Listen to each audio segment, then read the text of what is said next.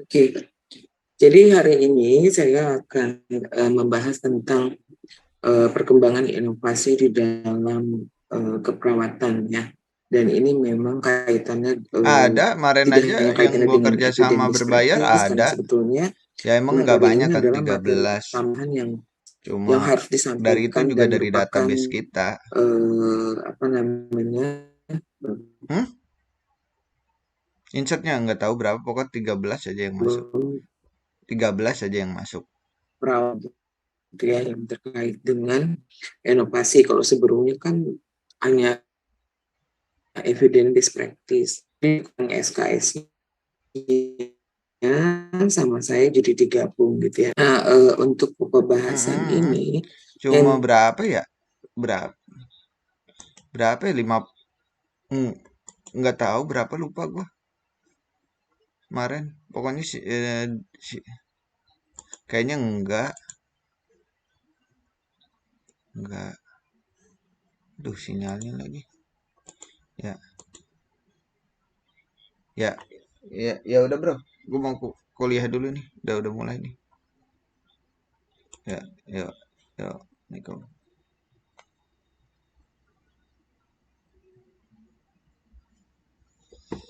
terkait dengan telenursing.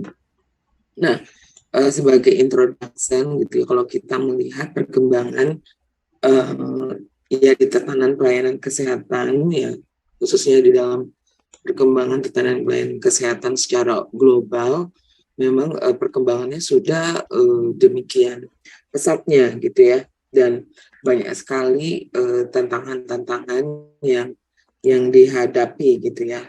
Itu berkaitan dengan perkembangan teknologi informasi ya, kemudian juga perkembangan teknologi-teknologi kesehatan, makin masifnya penelitian-penelitian yang dilakukan oleh peneliti, baik yang dilakukan oleh peneliti terkait dengan kesehatan maupun makin berkembangnya penelitian yang terkait dengan IT gitu ya.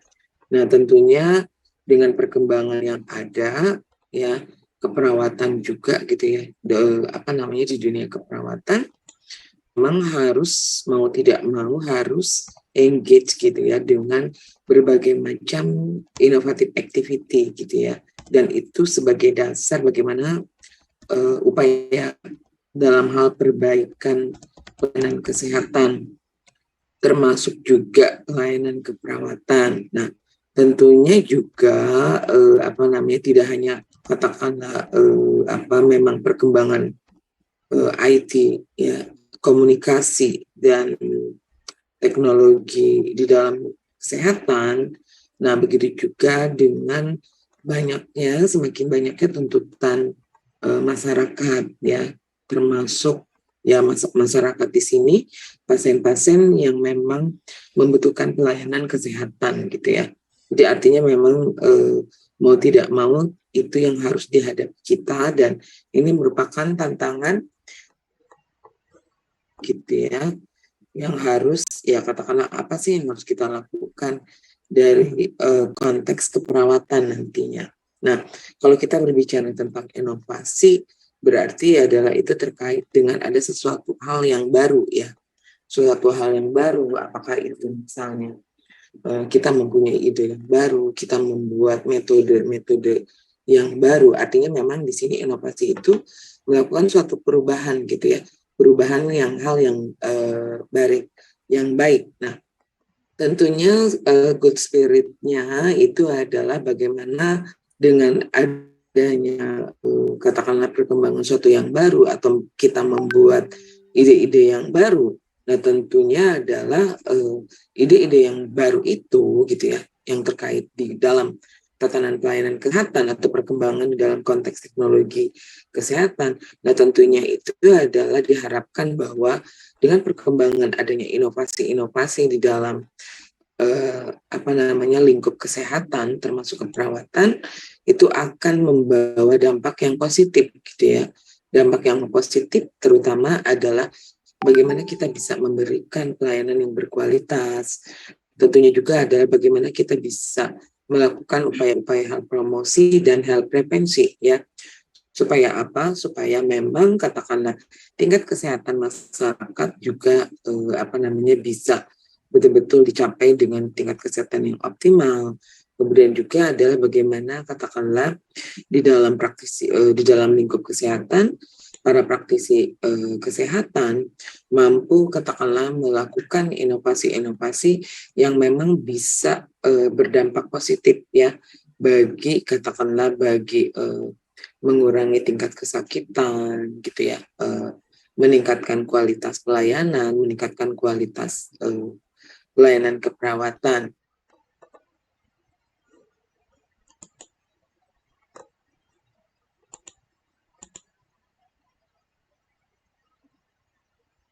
di dalam konteks keperawatan. Artinya memang kita harus katakanlah mencari informasi-informasi atau mendapatkan informasi kebaruan itu apa.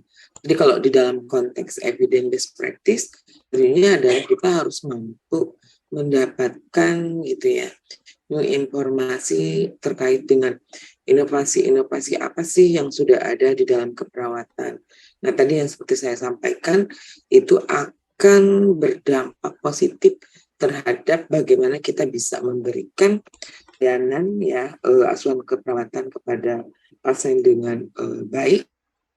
Lagi juga adalah bisa bagaimana kita melakukan pencegahan dan melakukan hal promosi tentunya. Nah, artinya di sini adalah kalau misalnya terkait dengan inovasi adalah bagaimana kita membuat atau meng-create sumber-sumber baru gitu ya, nilai-nilai baru. Jadi di sini di dalam inovasi itu tidak hanya katakanlah kita meng-create suatu inovasi terkait dengan tindakan atau intervensi ya, juga adalah di dalam inovasi di sini sebetulnya adalah bagaimana kita, perspektif kita, value kita ya, mindset kita juga harus berubah gitu loh. Jadi bagaimana mindset kita bisa mengikuti perkembangan yang ada gitu ya, bisa mengikuti inovasi-inovasi perkembangan yang baru yang ada di dalam dunia kesehatan ya, di dalam keperawatan itu sendiri. Nah, tentu di sini adalah dengan adanya inovasi itu adalah bagaimana kita bisa melakukan memperbaiki kesehatan ya, pelayanan kesehatan juga untuk ya kalau misalnya yang sudah baik untuk mempertahankan, tapi yang akan lebih bagus itu adalah bagaimana kita dengan adanya inovasi keperawatan gitu ya, itu yang diharapkan gitu ya. Jadi kalau terkait dengan inovasi merupakan suatu proses yang dinamis ya dan sistematis gitu ya, di mana di sini adalah bagaimana kita melakukan suatu perubahan-perubahan atau pendekatan-pendekatan yang baru gitu ya, baik tidak hanya di dalam tatanan pelayanan ya, termasuk juga adalah di dalam nursing education gitu ya. Jadi karena peran nursing education itu menjadi suatu hal yang sangat penting gitu ya kalau di dalam perkembangan tatanan pelayanan kesehatan khususnya ya, termasuk di dalam keperawatan gitu ya. Nah, seperti yang saya sampaikan tadi, inovasi di sini adalah tidak hanya katakanlah kita mengembangkan suatu intervensi teknologi atau produk, juga bagaimana misalnya kita mampu katakanlah membuat suatu model gitu ya, suatu model baru, bagaimana kita mengembangkan suatu model pelayanan asuhan keperawatan yang baik sih, yang cocok ya, katakanlah misalnya apakah itu di tempat kita bekerja, di konteks katakanlah misalnya di ICU, di emergency, dimanapun areanya. Nah, tentu di dalam konteks keperawatan itu adalah bagaimana kita harus mampu mencari sesuatu hal yang baru ya, di dalam konteks evidence practice juga adalah kita mampu mendapatkan sesuatu hal yang baru yang memang itu bisa dimanfaatkan ya dalam hal kita memberikan asuhan pelayanan kesehatan. Nah, artinya adalah itu adalah yang terkait dengan inovasi gitu ya. Dan tentu juga yang terkait dengan inovasi itu adalah bagaimana kita mampu katakanlah berpikir secara konstruktif gitu ya, secara konstruktif gitu ya, berpikir proses positif gitu ya, kita mampu melakukan constructive thinking yang baik gitu ya, dengan katakanlah kita mendapatkan suatu ilmu pengetahuan yang baru,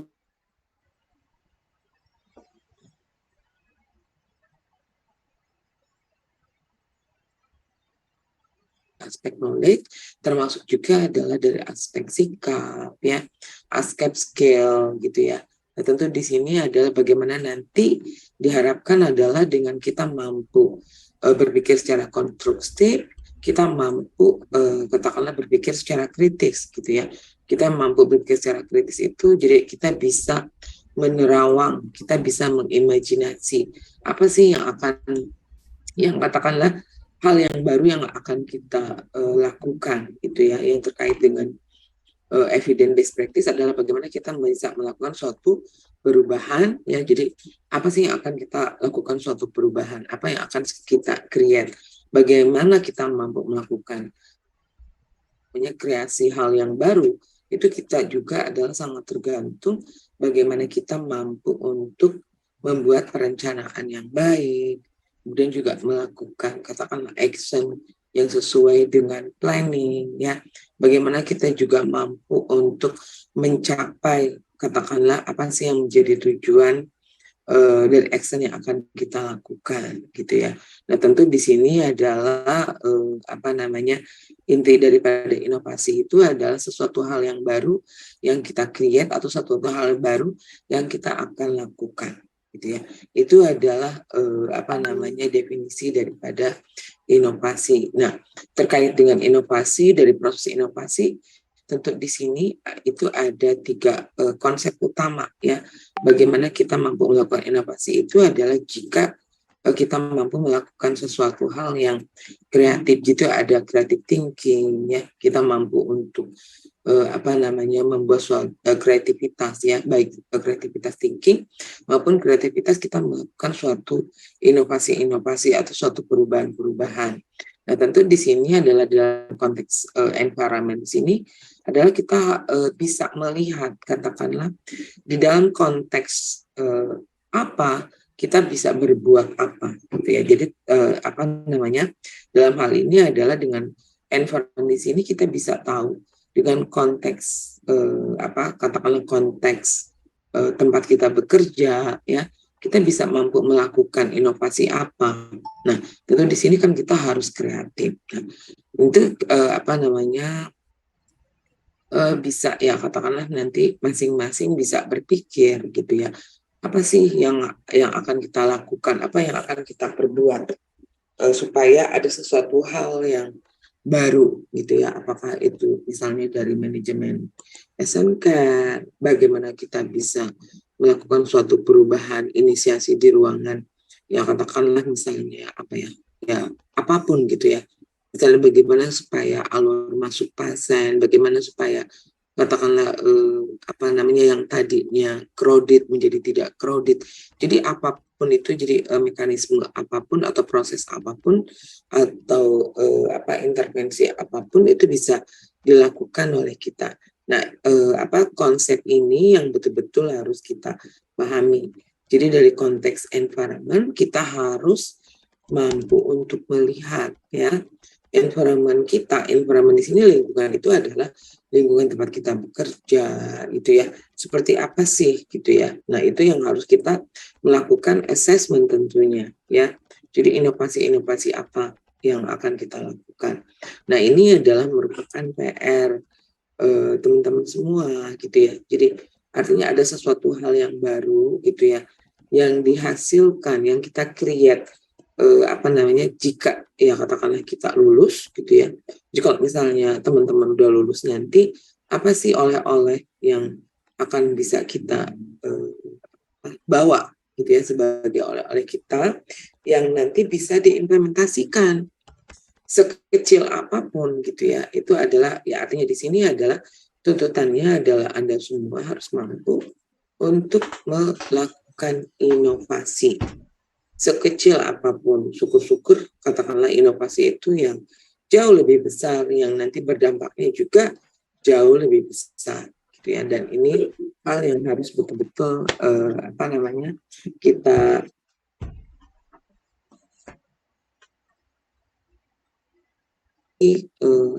goal daripada kita melakukan inovasi, yaitu tadi goalnya itu suara saya masih jelas? Jelas, Prof. Jelas. Oke. Soalnya kalau di sini ada warning internet connection-nya tidak stabil gitu. Yang saya Iya, kadang sedikit terputus, Prof. Tapi kadang loop sedikit aja, Prof. Iya, makanya di sini saya harus off kamera juga ya. Ya, ini karena kan saya pakai tethering wifi kampus ya. Nah, balik lagi kita ke laptop gitu ya. Jadi apa sih tujuan daripada kita melakukan inovasi? Yaitu tadi, jadi ini ada dua ya. Jadi untuk bagaimana kita bisa mempertahankan kualitas pelayanan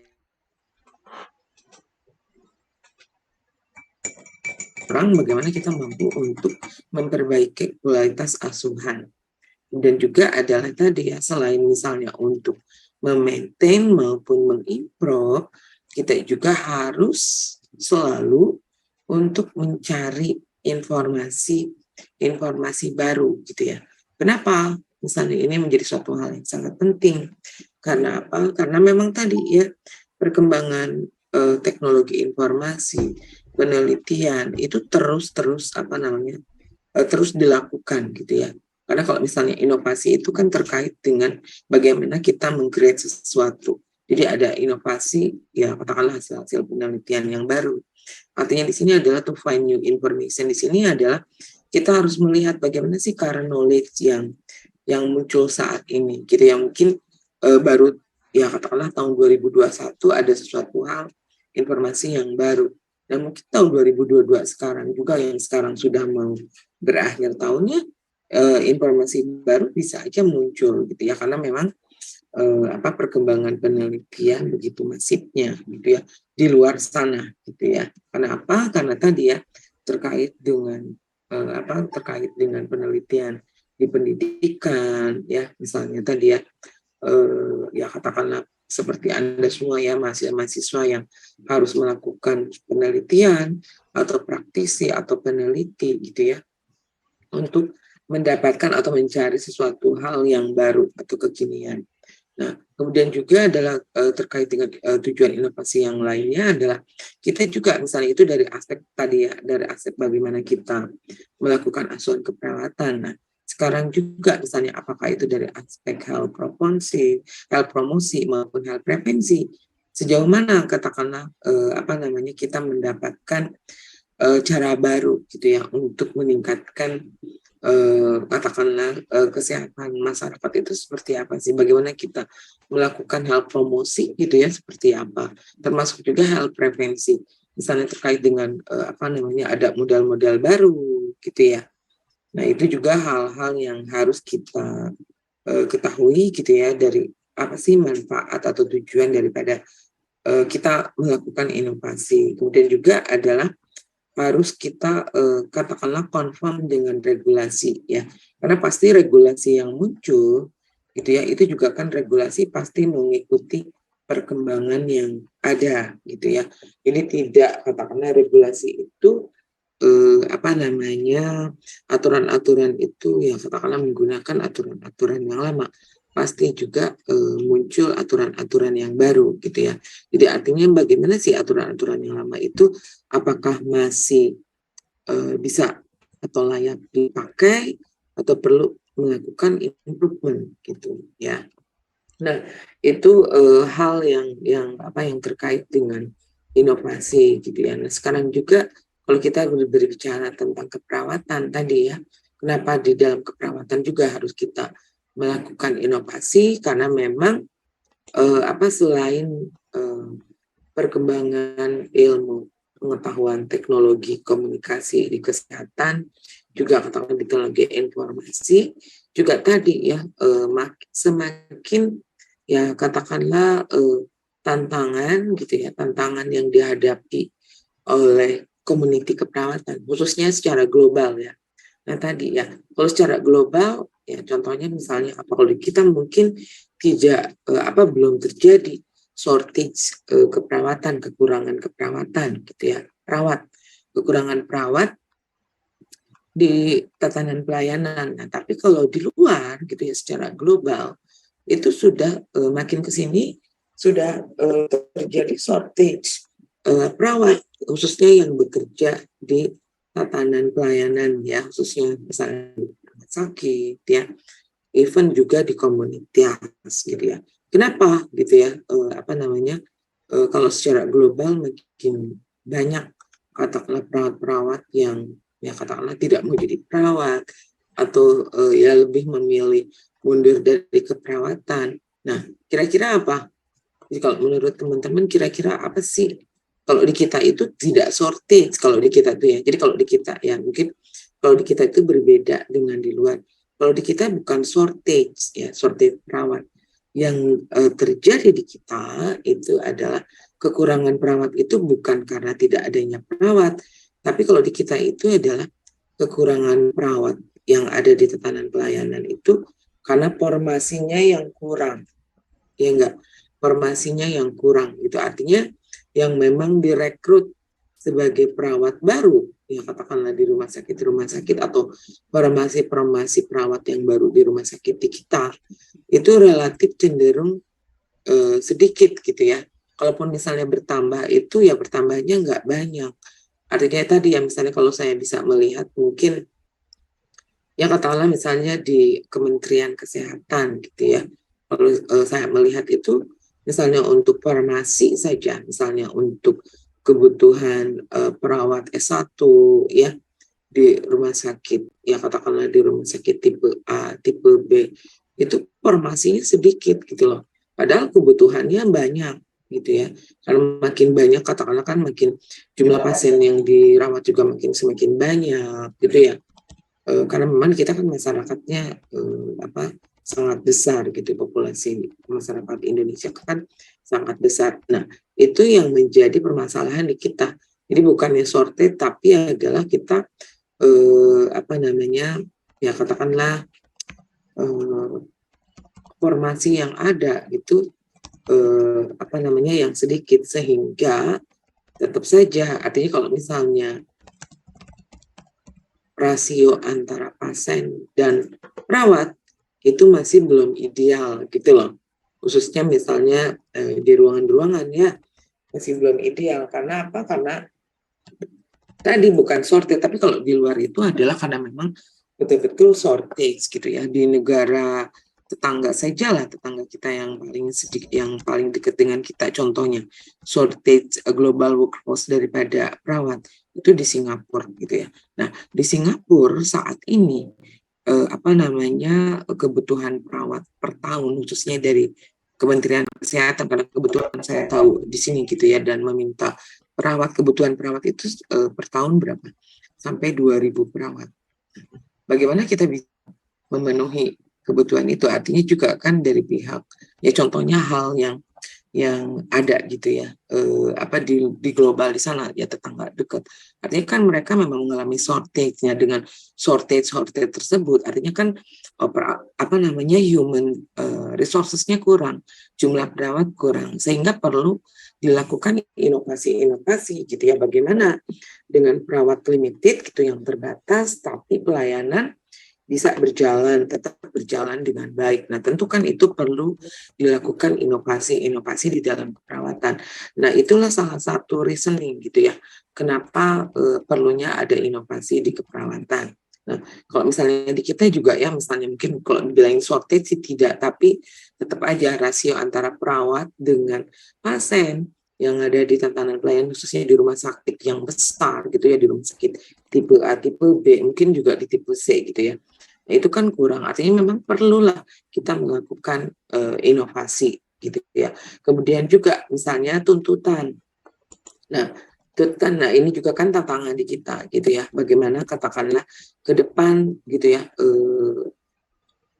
spesialis keperawatan itu semakin banyak pendidikan spesialis keperawatan yang diperlukan di Indonesia itu semakin besar. Nah, kalau di luar itu memang katakanlah tuntutan kebutuhan perawat yang ada di tatanan pelayanan itu bukan nurse generalis lagi gitu loh ya. Jadi artinya nurse yang dibutuhkan itu adalah bukan nurse generalis tapi nurse spesialis yang sesuai katakanlah dengan permasalahan yang ada. Kemudian juga ya katakanlah tadi ya, kalau dokter kan sudah jelas di kedokteran perkembangan dokter itu sudah demikian banyaknya spesialis-spesialis di kedokteran. Tapi kalau di kita gitu ya, sudah ada tapi belum maksimal dan pendidikannya juga kan kurang. Nah, dengan adanya katakanlah pendidikan nurse spesialis yang ada, tentunya juga kan bahwa di dalam katakanlah kebutuhan pelayanan, kemudian juga pendidikan keperawatan kan harus menggunakan berbagai macam inovasi. Jadi kan tidak ya katakanlah mungkin tidak kurang relevan gitu ya. Jadi kalau misalnya perkembangan teknologinya masih yang lama gitu ya, dan spesialisnya sudah ada kan artinya kurang maksimal gitu ya. Bagaimana perawat-perawat spesialis itu bekerja gitu. Nah artinya kan memang dengan adanya perawat-perawat spesialis yang mempunyai kualifikasi nurse spesialis, kebutuhan inovasinya menjadi sangat besar karena itu yang menjadi tuntutan yang harus dipunyai gitu ya atau dimiliki oleh nurse spesialis, berbeda dengan nurse generalis gitu ya. Nah kalau di kita kan pada umumnya yang bekerja di tatanan pelayanan itu adalah masih nurse generalis, nurse spesialisnya masih sangat minimal di kita gitu ya. Nah, kalau kita berbicara terkait dengan inovasi di dalam keperawatan, sebetulnya tidak hanya inovasi di dalam tatanan praktis gitu ya, di dalam tatanan pelayanan keperawatan ya, tapi juga adalah inovasi di dalam nursing education, di dalam nursing management gitu ya. Nah ini semuanya interrelated gitu ya, interconnection gitu ya di dalam ini gitu ya, di dalam perkembangan. Hanya memang di dalam hal yang akan saya bahas fokusnya masih di dalam bagaimana sih inovasi di nursing practice gitu ya, itu yang terkait dengan perkembangan inovasi di dalam pelayanan kesehatan ya, termasuk telenursing. Nah, sekarang apa sih inovasi di dalam tatanan praktis ya, tatanan praktis khususnya di clinical nursing di clinical nursing practice gitu ya. Di area clinical nursing practice itu apa? Nah, tentu kalau misalnya di sini kan ada beberapa konsep ya, ada beberapa kalau dilihat sengaja saya munculkan di sini ya inovasi, ada teknologi, ada creativity, ada riset, ada konsep, ada ide, ada invention, ada improvement.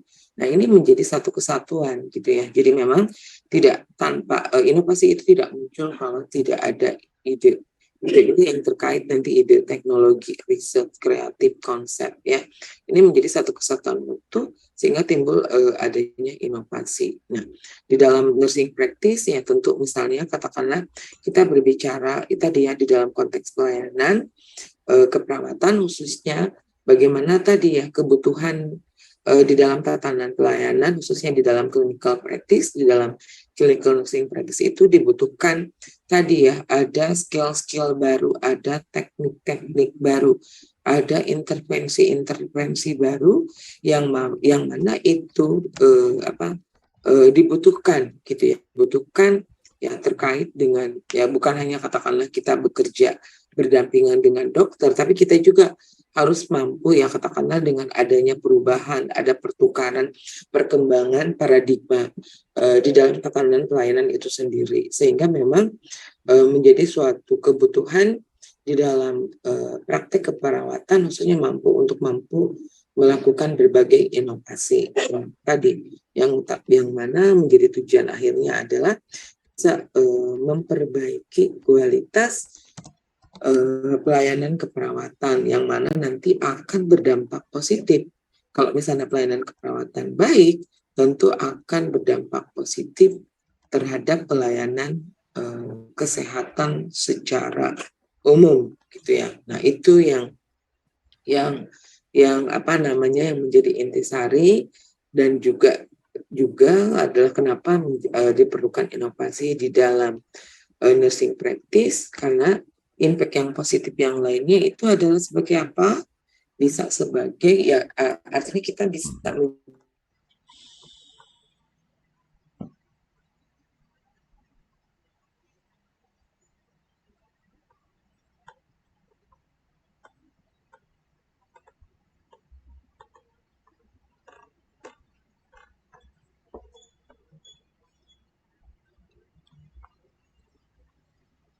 Astagfirullah.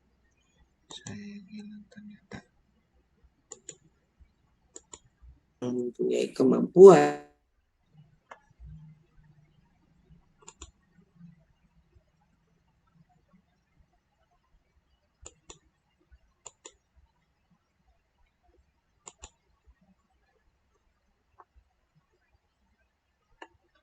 tidak akan melihat seberapa mahal pelayanan yang diberikan, tapi seberapa optimal pelayanan itu diberikan. Pasti akan dikejar sampai manapun. Nah, kita bisa melihat, jadi kalau misalnya di luar ya, misalnya mungkin di Jakarta, di sini juga ya, atau sudah banyak katakanlah rumah sakit swasta yang bisa dibilang mahal gitu ya, tapi tidak katakanlah menjadi suatu halangan bagi masyarakat yang mampu untuk mencari katakanlah pelayanan atau pengobatan ke sana ya, untuk mengatasi permasalahan yang dialaminya. Tidak melihat ke sana karena itu merupakan magnet hospital gitu ya.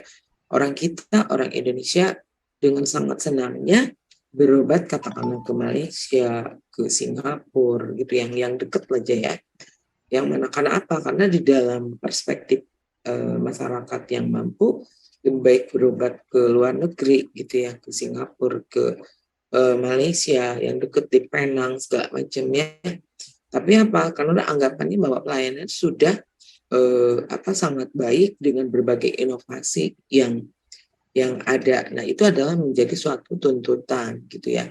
Nah, tentu di dalam hal ini tadi ya, itu menjadi suatu tuntutan bagaimana kita harus mampu ya katakanlah melakukan suatu inovasi atau perubahan ya. Tentu di dalam hal ini adalah ya, kita sebagai praktisi keperawatan tidak mungkin kita melakukan suatu perubahan tanpa disukung ya adanya ya katakanlah menjadi support system baik oleh institusi maupun katakanlah di sini peran ya kolaboratif partnership baik ya katakanlah misalnya dengan ada rekan profesional gitu ya, pun juga organisasi-organisasi ya baik dengan masyarakat dan keluarga.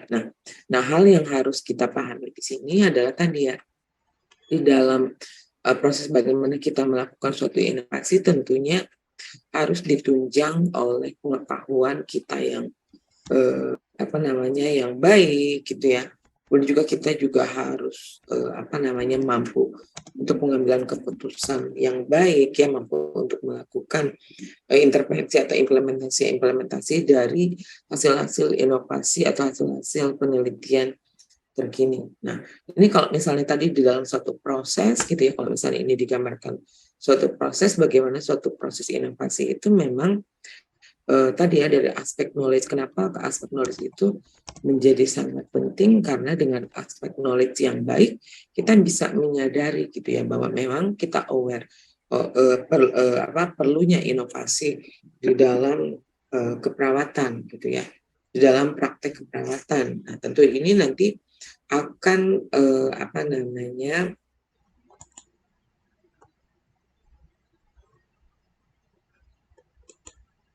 perlu kita menyadari bahwa perlunya adanya suatu perubahan, tentu kita juga perlu ada action gitu ya. Apa sih yang akan kita lakukan? Ya actionnya di situ inovasi apa? Apakah kita misalnya meng-create sendiri atau kita menggunakan hasil-hasil terkini gitu ya, yang memang sudah terbukti efektif. Nah, tentu di sini adalah nanti bagaimana misalnya kalau di praktis, bagaimana kita bisa mengembangkan SOP ya di tatanan pelayanan. Nah, itu adalah SOP yang baru gitu, yang kekinian, yang mungkin itu mengganti katakanlah suatu model, suatu SOP suatu intervensi yang baru yang mengganti yang lama. Nah, ini adalah beberapa contoh gitu ya, berbagai macam inovasi yang bisa dilakukan di dalam clinical practice gitu ya. Di clinical practice itu apa yang terkait dengan tadi inovasi yang terkait dengan computer assistant, kalau di tata layanan pelayanan terutama di luar itu kan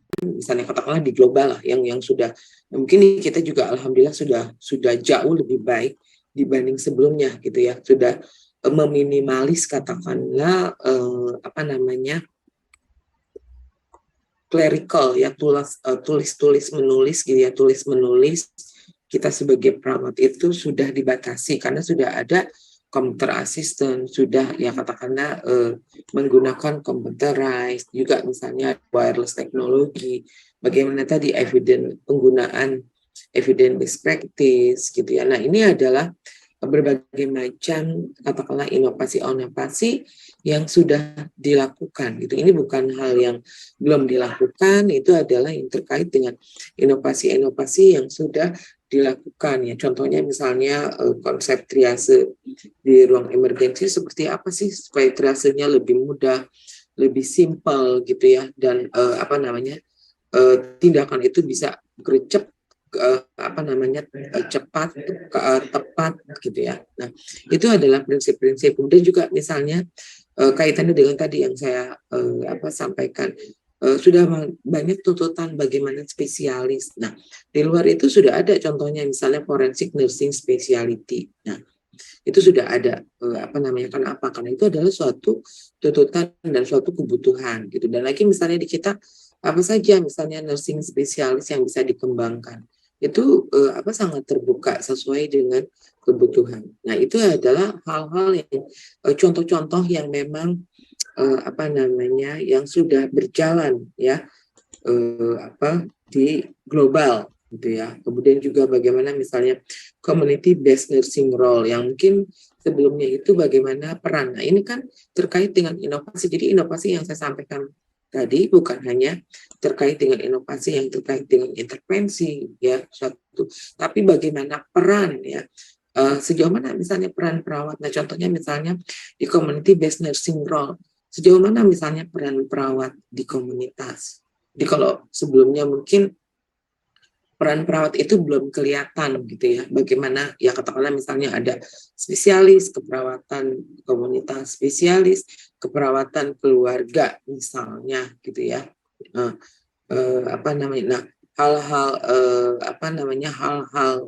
yang terkait dengan peran-peran perawat tersebut apa saja sih? Nah, itu jadi kalau misalnya kita bisa memunculkan kebaruan, nah ini merupakan suatu inovasi juga gitu ya. Jadi inovasi itu bukan hanya terkait dengan suatu intervensi atau tindakan, termasuk juga misalnya model bagaimana peran kita yang tadinya belum dilakukan saat ini akan dilakukan. Karena kita tahu itu adalah peran keperawatan yang seharusnya yang belum gitu ya. Nah, itu bisa dilakukan inovasi. Jadi suatu hal yang baru gitu ya. Termasuk juga misalnya bagaimana sih sebagian nurse educator itu seperti apa gitu ya. Kemudian juga misalnya ini adalah salah satu contoh-contoh ya. Contoh-contoh yang memang bisa dilakukan gitu ya. Nurse anestetis gitu ya. Nah, di sini kan kayak misalnya perawat anestesi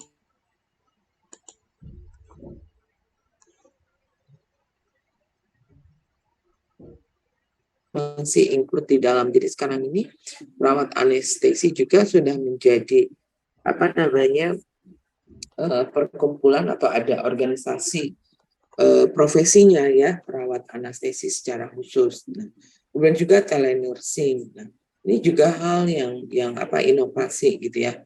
Nah, nanti mungkin ini yang lebih banyak nanti yang akan disampaikan oleh saya ya terkait dengan telenursing. Tadi misalnya terkait dengan peran-peran perawat yang sifatnya konvensional atau tradisional menjadi peran yang jauh lebih bisa dikembangkan. Ini adalah contoh-contoh. Kalau di luar itu ada peran perawat sebagai travel nurse, ya.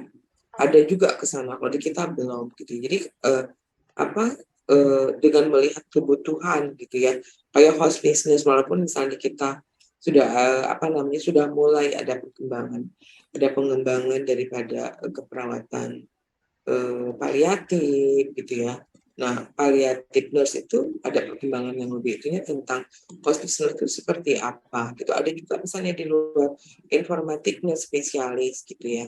Ya, jadi kalau misalnya Kang Dian kan passionnya ke IT ya, Dian ya.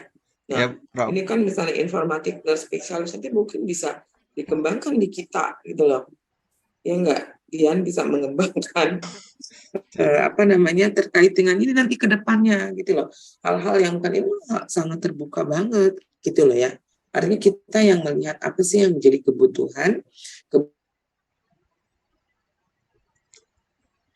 tadi ya kan kita bisa join belajar selain misalnya join dengan yang IT gitu ya, yang memang jago IT ya, pakar-pakar IT. Bagaimana sih informatik dan spesialis itu nanti perannya seperti apa gitu ya. Jadi kalau misalnya peran di rumah sakit informatik dan spesialis itu nanti responsibility dan role itu seperti apa. Nah, itu bisa dikembangkan gitu lah, contoh-contohnya seperti ini gitu ya. Nah, seperti kalau di kita kan belum secara spesifik ya.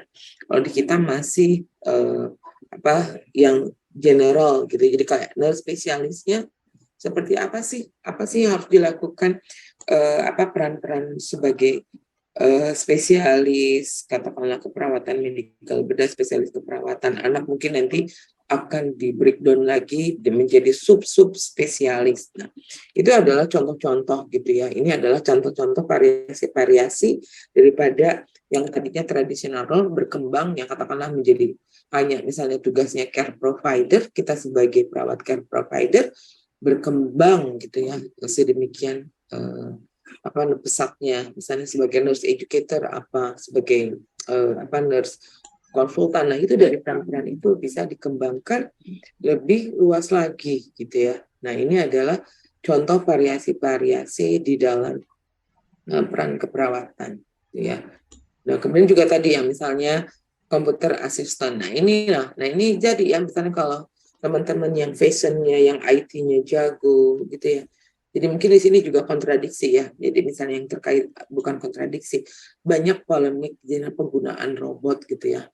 Nah, tadi ya misalnya kalau komputer asisten itu kan makin kalau semua sistem sudah computerized menggunakan IT, ya itu tadi mungkin tadi ya kenapa dibutuhkan, karena shortage perawat yang sedikit gitu ya, mungkin jumlah perawat yang ada bekerja di tatanan pelayanan itu makin sedikit, sehingga memang perlu katakanlah sesuatu yang bisa membantu pekerjaan perawat, yaitu tadi ya bagaimana maintenance health record, yaitu bagaimana sistem itu di rumah sakit sudah tercentralize gitu ya. Jadi antara perawat, dokter, gizi dan lain sebagainya, kemudian juga misalnya di medical record itu sudah dibuat sedemikian sistem sedemikian rupa supaya mempertemukan dengan bisa terjadi itu kalau adanya komputer asisten gitu ya. Kalau saya gaptek gaptek kalau yang terkait dengan hal ini. Tapi itu adalah hal misalnya katakanlah perkembangan yang sedemikian pesatnya gitu ya, termasuk juga katakanlah misalnya penggunaan robot. Nah, ini yang masih dianggap polemik. Bagaimana kalau misalnya robot bekerja, apakah robot itu menggantikan fungsi perawat? Tidak gitu ya.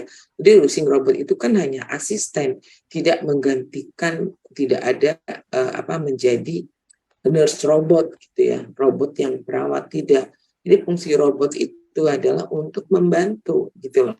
Fungsinya itu adalah bisa membantu, yang misalnya membantu memberikan obat. Contohnya misalnya penggunaan robot di sini ya, yang saya tahu itu adalah misalnya di luar ya, contohnya misalnya di Jepang, di Australia, di Amerika, di Inggris, di Belanda, penggunaan robot-robot itu karena shortage-nya perawat. Nah, robot itu dipakai ya, digunakan tidak di aged care. di panti-panti lansia gitu ya, karena memang di sana kan jarang ada perawat, jadi jarang juga kan banyak juga ya katakanlah misalnya katakanlah ya tadi caregiver yang orang yang bukan mempunyai kompetensi sebagai perawat, tapi dengan mengikuti course gitu ya, mengikuti training sehingga tahu kan praktiknya perawat kalau di luar kan seperti itu. Jadi siapapun bisa bekerja ya di aged care sebagai caregiver itu bukan perawat gitu. Nah, penggunaan robot di sana itu untuk apa? Ya tadi membantu, katakanlah untuk membantu ya memberikan obat atau membawa makanan lah seperti itu.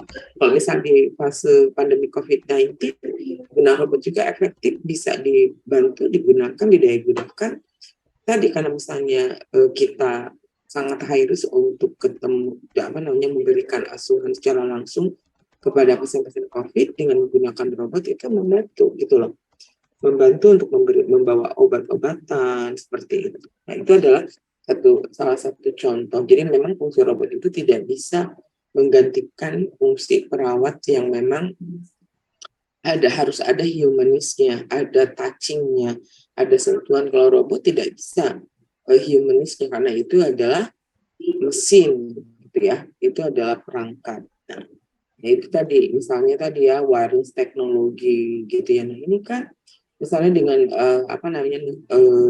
tadi menggunakan tadi ya teknologi ya tanpa ada KUHP ya tadi ya penggunaan handphone lah, iPad segala macam. Nah ini adalah contoh yang kita bisa menggunakan dari communication dengan berbagai macam perangkat gitu ya. Tadi misalnya contohnya ini ya misalnya di South Africa perawat menggunakan mobile phone untuk orang-orang yang katakanlah yang mengalami katakanlah survivor HIV/AIDS gitu ya. Nah, karena kan tidak, ya mungkin ya di remote area, ya jauh di sana, sehingga perawat-perawat di kan mobile phone untuk memberikan ya tadi ya dengan telenursing, telehealth, menggunakan virtual care gitu ya kepada pasien-pasien ya, bukan hanya perawat, dokternya juga, semualah praktisi kesehatan karena tidak memberikan pelayanan secara langsung gitu ya. Nah kalau misalnya tadi kalau di kita kan penggunaan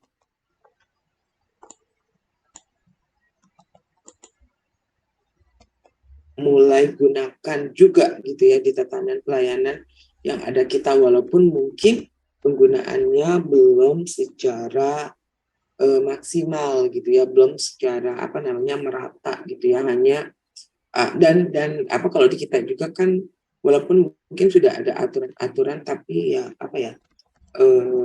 ya ada hal-hal lah yang menjadi restriction gitu ya, hambatan-hambatan penggunaan telenursing. Padahal dengan penggunaan telenursing itu adalah akan tadi ya bagaimana kita memberikan nursing asuhan keperawatan menggunakan media telekomunikasi gitu ya. Nah tentunya di dalam hal menggunakan media teknologi informasi dan komunikasi ini itu hal yang positif sebetulnya di kita ya. Kalau kemarin sudah mulai banyak ya penggunaan telehealth, telemedicine dan telenursing pada saat pandemi COVID gitu ya. Hanya saya nggak tahu nih apakah misalnya terutama di rumah sakit tertentu apakah memang ini sudah menjadi SOP ya, katakanlah misalnya pasien pulang nanti setelah pasien pulang itu dilanjuti ya katakanlah bagaimana kita melakukan follow up care itu menggunakan virtual care gitu ya, menggunakan telenursing gitu ya. Nah ini adalah tantangan bagi kita gitu ya, dengan perkembangan teknologi informasi dan komunikasi yang begitu masif gitu ya, akan sangat disayangkan kalau kita tidak menggunakan katakanlah perkembangan teknologi informasi dan komunikasi ini. Nah, ini sudah saatnya kita melakukan terobosan-terobosan ya. Jadi misalnya teman-teman yang ada ya bekerja di mana, di emergensi, di ruangan anak, dimanapun itu sangat memungkinkan sekali kita mampu untuk menggunakan fasilitas telehealth atau telenursing ini gitu ya. Jadi tadi ya menggunakan teknologi informasi gitu ya, diberikan secara jarak jauh gitu ya, menggunakan teknologi komunikasi gitu ya. Nah ini yang yang menjadi tantangan bagi kita ya. Jadi kalau misalnya sebetulnya ini sudah katakanlah menjadi standar yang ada di Kemenkes dan itu sudah ada berlaku di tatanan pelayanan, ini sangat baik. Mungkin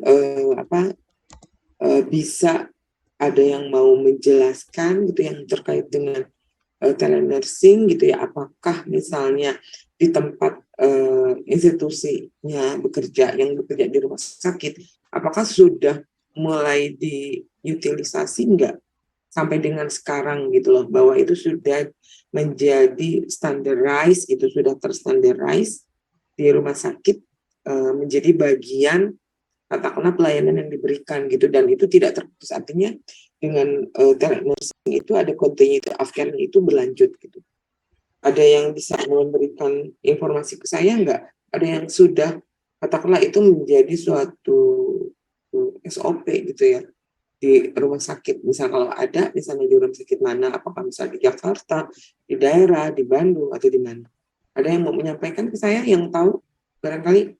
Enggak, yang terkait dengan ini, apakah sejauh mana penggunaan telenursing di di rumah sakit lah atau di puskesmas, mungkin kalau di community gitu, ada enggak yang sudah itu menjadi suatu suatu pelayanan yang diberikan sudah terintegrasi? Ada enggak? Ada yang mau menyampaikan kalau misalnya ada yang sudah berjalan?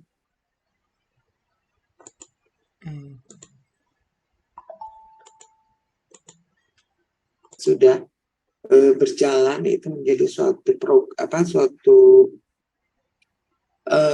pelayanan yang diberikan terintegrasi gitu, dari katakanlah dari rumah sakit keluar rumah sakit, dan itu di follow up care-nya itu dengan menggunakan telenursing. Ada yang menyampaikan?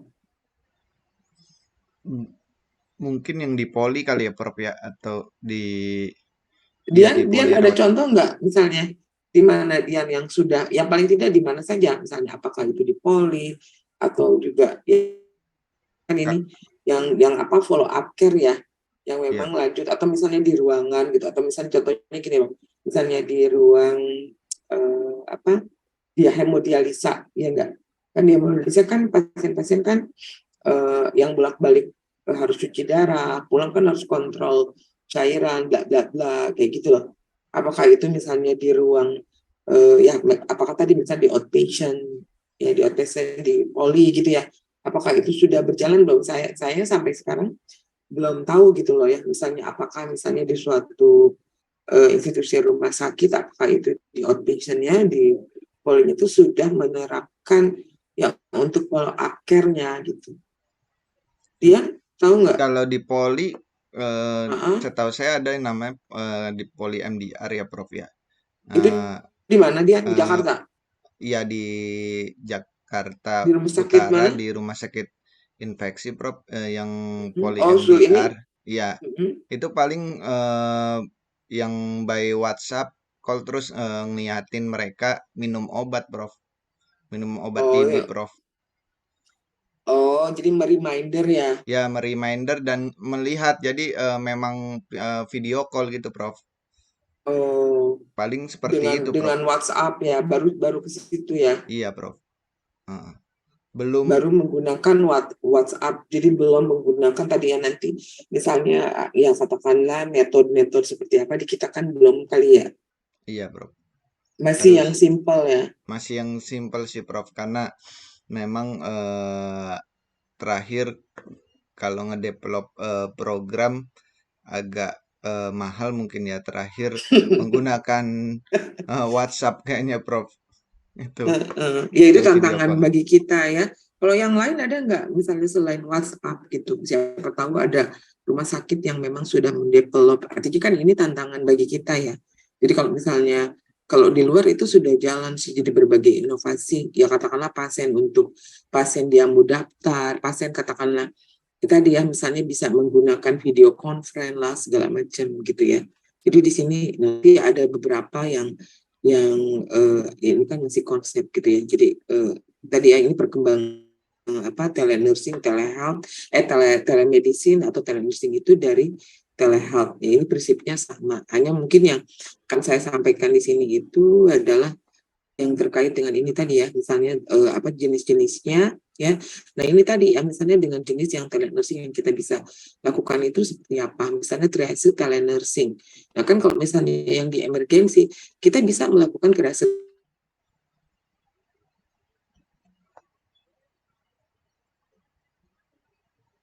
di develop triase telenursing. Itu kan pasien-pasien misalnya jauh di sana atau misalnya ada kecelakaan atau apa, itu kan bisa langsung connect gitu loh ya. Oh ini seperti ini, bisa langsung, oh ini kondisinya seperti apa, bla bla bla gitu loh ya. Oh ini harus seperti apa. Nah itu kan bisa melihat gitu ya kondisinya seperti apa, bisa langsung kontak ke person yang in charge dikatakanlah di triase suatu ya katakanlah emergency department seperti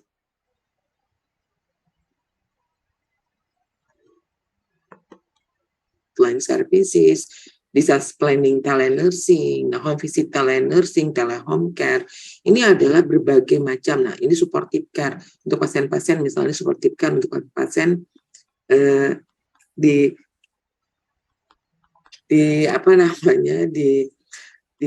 ya katakanlah misalnya pasien-pasien cancer ya, yang dalam kondisi paliatif atau misalnya kondisi memburuk, kondisi terminal kritikal end of life. Nah kan itu butuh supportive care. Nah artinya kan perawat paliatif itu yang memang spesialis paliatif itu bisa ya katakanlah membuat sistem gitu ya, bagaimana sih kita memberikan supportive care untuk patient dan keluarganya.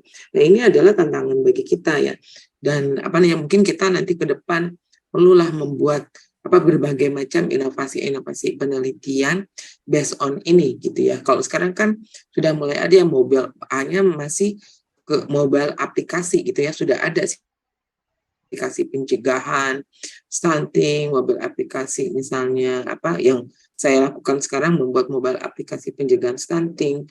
Nah nanti misalnya untuk telenursingnya seperti apa sih? Nah ini adalah tantangan bagi kita gitu ya. Mungkin nanti kalau misalnya ya mungkin kalau tesisnya S2 kurang memungkinkan gitu ya, karena kan waktunya juga relatif singkat untuk mengerjakan tesis. Tapi nanti kalau misalnya udah selesai, udah kembali ke institusinya masing-masing, nah yang punya fashion yang terkait dengan teknologi lah kayak Dian, itu Dian bisa mengembangkan nih yang kayak gini-gini Dian nanti ya, tantangan ke depan gitu ya, PR gitu yang memang ini ya hal baru gitu ya, yang inovasi-inovasi dan yang menjadi kebutuhan gitu ya nanti ke depan gitu ya, supaya kita betul-betul ada perkembangan. Nah di sini kan yang membutuhkan tadi ya, misalnya dengan type of telenursing itu ada remote monitoring. Jadi menggunakan ya, kita perawat memonitor patient secara dari jarak jauh gitu ya. Nah tadi kalau sekarang ya tadi ya misalnya yang dicontohkan oleh Dian di poli misalnya, atau misalnya di ruangan juga bisa sih, misalnya memfollow up pasien pulang gitu ya, follow up care-nya misalnya contohnya anak-anak thalassemia untuk memfollow up bagaimana kondisinya. Nah kalau misalnya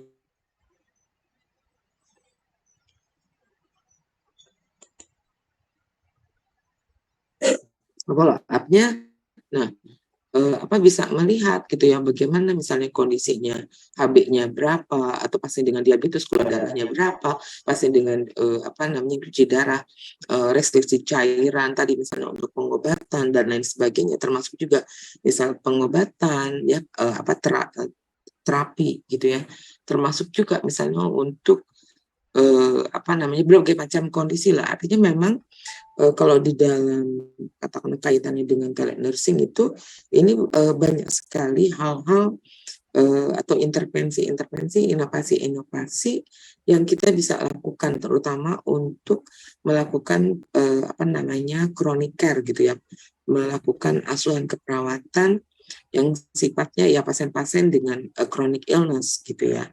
Nah, ini adalah yang bisa kita lakukan gitu ya, berbagai macam upaya, terutama misalnya kaitannya dengan telenursing gitu ya. Nah, tadi misalnya interactive telenursing services itu juga misalnya kita melakukan health assessment ya. Nah, itu juga bisa melakukan ya tadi kalau misalnya sudah ada sistem yang dibangun di rumah sakit gitu ya. Nah ini juga ya, store forward telenursing ini yang paham IT tahulah misalnya untuk misalnya store and forward telenursing, termasuk juga misalnya si pasien bisa dokter atau misalnya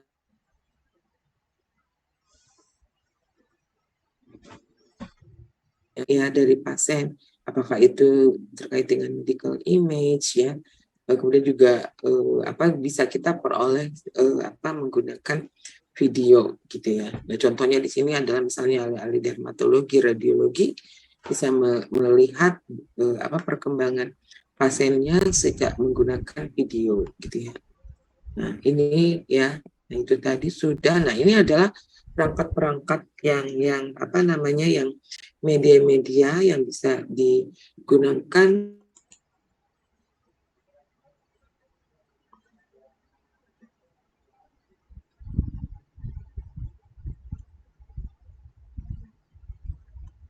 gitu ya di berbagai instansi pelayanan ya, rumah sakit kayak puskesmas itu bisa mengembangkan sistem informasi gitu ya, komputer, jadi yang computerized, bagaimana kita memberikan pelayanan yang holistik gitu ya, yang by system gitu ya, dan continuous gitu. Nah, ini adalah perangkat-perangkat yang dibutuhkan gitu ya. Nah, itu tadi ya, harus ada perangkat-perangkatnya seperti apa, point-to-point connection menggunakan private network, web base, yaitu mungkin provider internetnya apa gitu ya. Memang kan bukan bukan hal yang murah gitu ya, meng-create sistem seperti ini gitu ya, menggunakan ya katakanlah platform telehealth gitu ya. Kemudian juga tadi ya, karena perlu ada service dan lain sebagainya. Nah, ini ya, ini adalah contoh-contoh gitu ya, yang memang bisa dari rumah sakit itu sendiri gitu ya, bisa menggunakan. Nah, sampai even di rumah sakit ada yang telesurgery gitu ya. Nah, kemudian juga bisa rumah sakit kontak community care gitu ya. Nah, ini adalah family care, macam-macam yang ini adalah contoh-contoh dan katakanlah metode-metode telenursing yang bisa dilakukan, termasuk juga nih di ruangan intensif, misalnya pasiennya yang ada di rumahnya yang di follow up gitu ya secara jarak jauh, yang memang mungkin tidak di rumah sakit gitu ya pasiennya. Nah, itu sampai bisa di follow up gitu ya, dimonitor menggunakan telenursing yang dinamakan remote intensive care gitu ya, virtual care ya. Saya bisa katakan menggunakan virtual care yang tadi misalnya sampai mendiagnosa ya awal. Jadi misalnya perlunya dokter mendiagnosa penyakit pun misalnya, itu bisa nggak usah pasiennya datang ke rumah sakit, bisa dengan jarak jauh. Nah, itu udah sampai ke sana, sehingga memang ke rumah sakit itu in case betul-betul misalnya kasusnya yang akut, yang jadi kalau misalnya perlu pengobatan, nanti tinggal di refer perlu obatnya apa, ada konektivitas tadi yang sifatnya follow up dan continuity healthcare services-nya seperti itu gitu. Nah, ini yang di home care contohnya patient consultation, telepon triase ya, ini diulang-ulang ya, chronic disease management ya.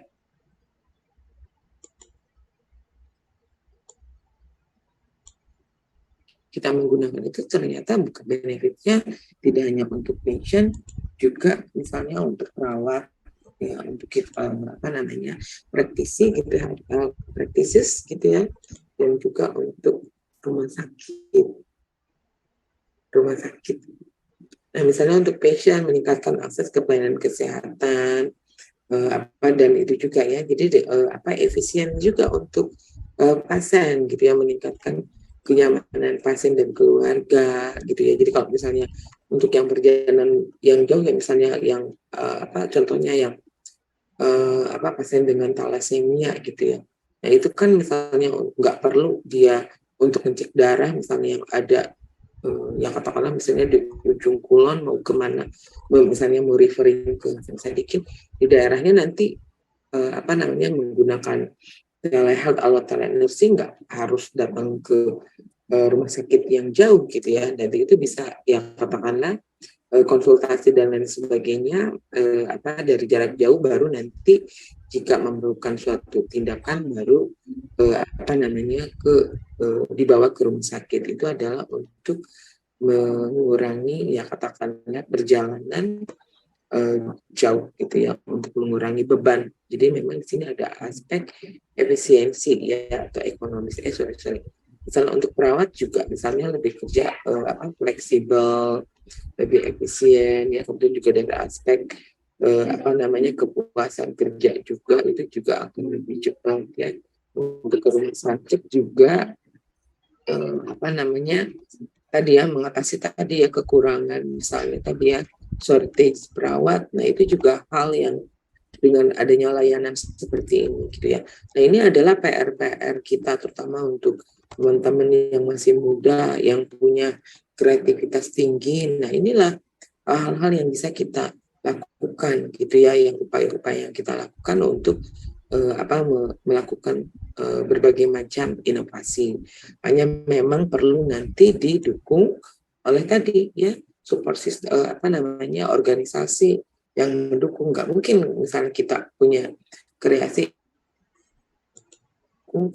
oleh money juga ya, nggak, tanpa ada uang tidak mungkin jalan ya, enggak kan, pasti semuanya juga ke sana ya, harus ada dukungan yang support system, finansial sistem juga ekonomi gitu ya. Nah itu yang hanya memang gitu ya. Jadi yang terkait dengan telenursing itu ini berdasarkan hasil artikel yang saya review. Jadi ternyata jadi kalau misalnya produk-produk perawat yang tua gitu ya, kurang ya, mungkin tadi ya karena gaptek, tidak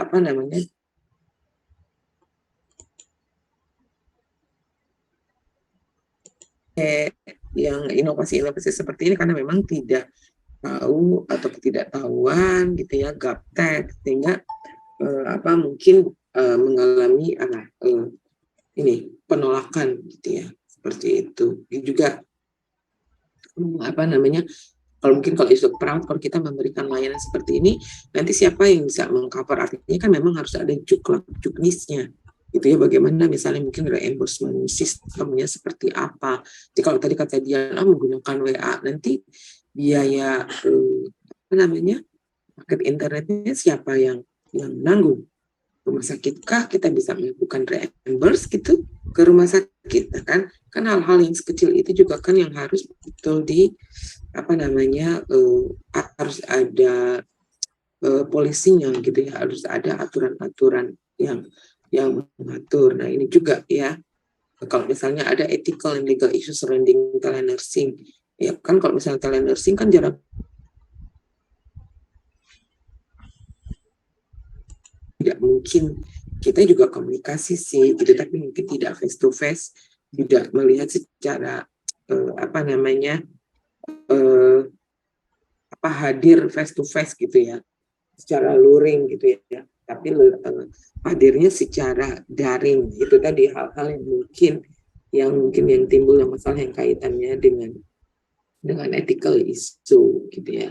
Nah sekarang kalau misalnya kita sebagai perawat ya, tentu tadi ya perlu ada peran-peran kita sebagai perawat yang harus diatur yang sedemikian rupa juga gitu ya, dari aspek misalnya privacy ya, dan juga tadi bagaimana kita bisa membangun hubungan antara perawat dan klien supaya tetap bagaimana kita bisa membangun komunikasi yang efektif ya kepada dengan patient gitu ya, seperti itu.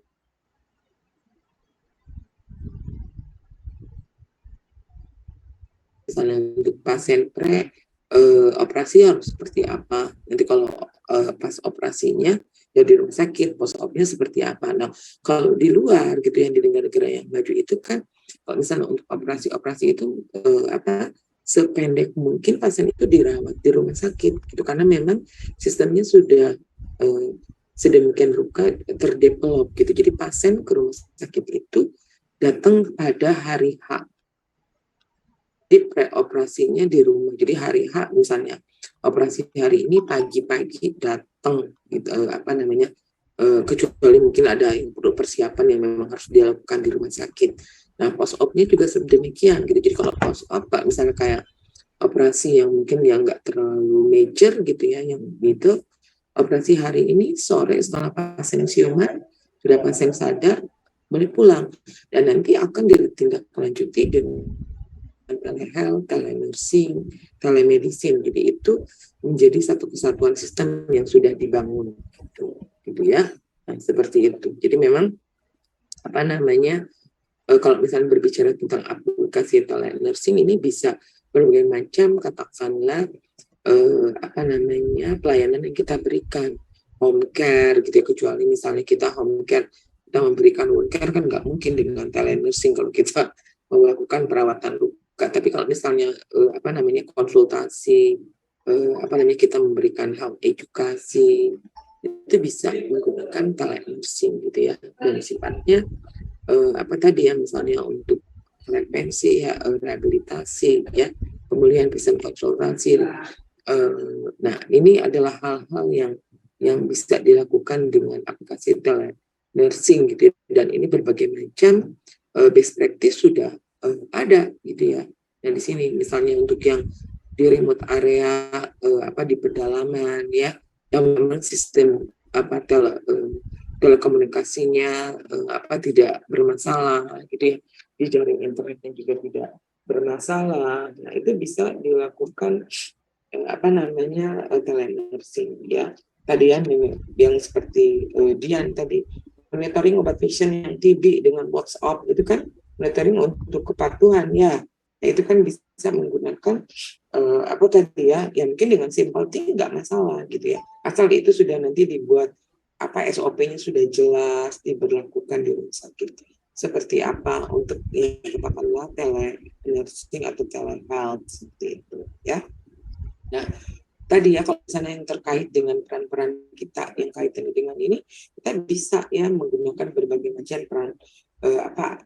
peran kita melalui guide atau care provider ya, plan advokat, dan juga sebagai nurse sebagai komunikator, sebagai educator. Ini adalah berbagai macam peran kita yang nanti bisa dimanfaatkan ya dengan penggunaan bagaimana peran kita itu di dalam konteks telenursing gitu ya, atau telehealth kita bisa digunakan gitu. Nah ini adalah salah satu berbagai inovasi yang bisa kita lakukan. Nah ini tadi ya aplikasi telenursing, contohnya virtual care di masa pandemi COVID gitu ya. Nah ini kan bisa pada saat kemarin pandemi COVID gitu ya. Nah itu bisa assessment, consultation, health education, symptom management, appointment referral ya. Nah ini semua bisa menggunakan dengan telenursing atau virtual care ya, seperti itu gitu ya. Dan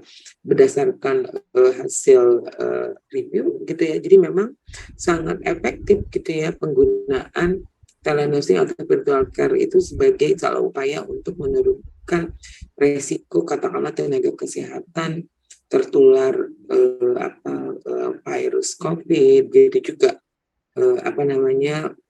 sebaliknya gitu ya, kan tidak perlu menggunakan personal protective equipment ya atau APD ya, seperti itu ya. Jadi ini juga ini yang dari aspek etik ya, yang perlu diperhatikan gitu ya, dari aspek etik yang penggunaan telenursing atau virtual care seperti itu, dari aspek otonomi, beneficial, justice ya, accountability-nya seperti apa, versi kejujuran. Nah, ini adalah hal-hal yang terkait dengan isu-isu etik yang memang harus diperhatikan gitu ya. Tapi kalau misalnya altruism, bagaimana kan kita juga tanpa pamrih kita mengutamakan yang terkait dengan pelayanan yang diberikan secara virtual pun itu tadi ya, untuk ya katakanlah kita memberikan pelayanan secara optimal gitu ya. Nanti mungkin bisa dikaji pelayanan virtual care seperti apa sih gitu ya. Nah, kalau dikaitkan dengan bagaimana aplikasi telenursing di kita gitu ya, kalau saya lihat kita masih sangat minimal, walaupun memang sudah mulai ada yang melakukan, tapi ya katakanlah mungkin belum dibuat sistem yang baik gitu ya. Karena payung hukum yang terkait dengan telenursing walaupun sudah ada katakanlah di dalam peraturan Menteri Kesehatan gitu ya, penyelenggaraan ini, tapi dari konteks telenursing itu sendiri belum ya. Kalau saya kira belum ya sampai dengan sekarang. Nah, ini adalah PR siapa? Ya PR kita, PR pemangku kepentingan, PR pemerintah juga, karena memang kalau dilihat dari beneficientnya sangat banyak manfaatnya gitu ya. Jadi ini ya sudah saatnya kita mulai menggunakan transformasi atau inovasi, berbagai inovasi. Itu saja barangkali yang bisa saya sampaikan. Enggak, masih ada waktu 10 menit. Kalau misalnya ada yang mau kasih pengalaman barangkali yang terkait dengan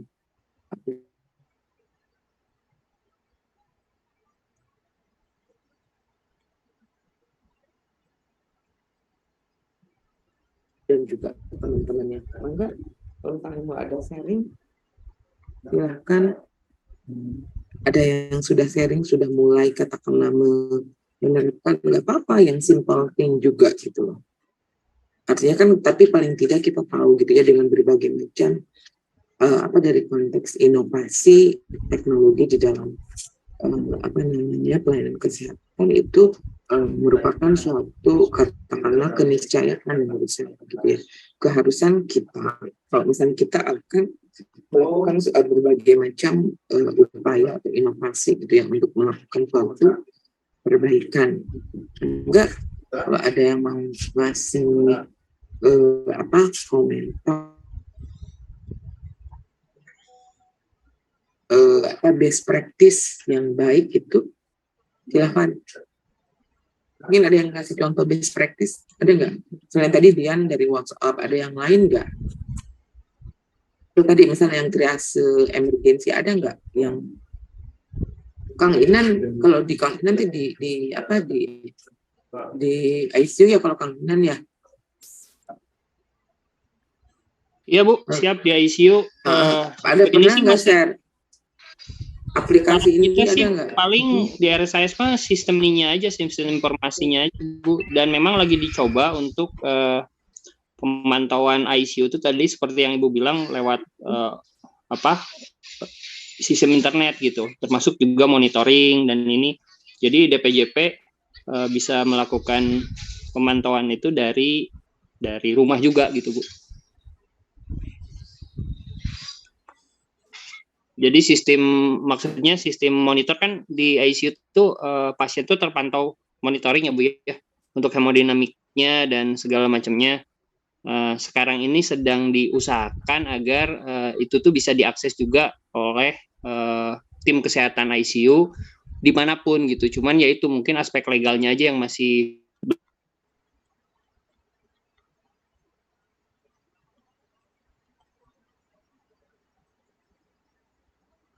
Halo. Kayaknya terbuang. Masih ada nggak sekarang? Suara saya kedengaran? Kedengaran, Prof. Kedengaran, Prof. Ya, tadi terpental saya. Tadi Kang Ina sudah jalan belum di sana? Yang monitoring itu? Sekarang masih belum sih Prof. Jadi baru hanya sebagian kecil aja. Mungkin dengan akses di luar tuh kayak nilai-nilai lab, radiologi itu bisa dilihat sih kalau kita punya aksesnya. Oh, tapi belum ya?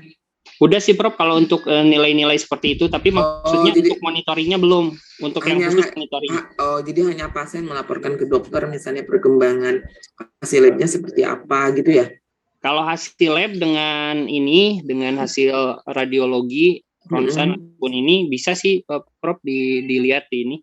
Sudah ya, sudah dilakukan ya. Sudah Prof.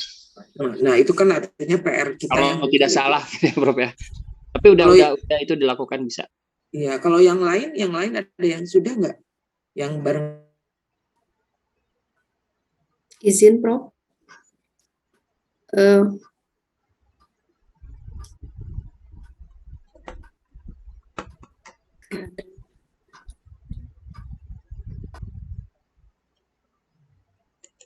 Kelempar kayaknya.